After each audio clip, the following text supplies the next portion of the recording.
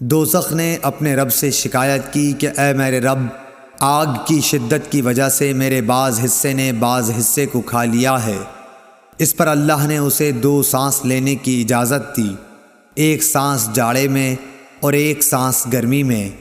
اب انتہائی سخت گرمی اور سخت سردی جو تم لوگ محسوس کرتے ہو وہ اسی سے پیدا ہوتی ہے۔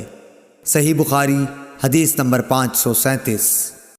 ابو صالح ذکوان نے ابو سعید خدری رضی اللہ تعالیٰ عنہ کے واسطے سے بیان کیا کہ نبی صلی اللہ علیہ وسلم نے فرمایا کہ گرمی کے موسم میں ظہر کو ٹھنڈے وقت میں پڑھا کرو، کیونکہ گرمی کی شدت جہنم کی بھاپ سے پیدا ہوتی ہے۔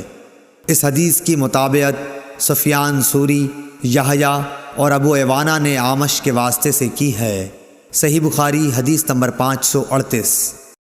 بنی تیم اللہ کے غلام مہاجر ابو الحسن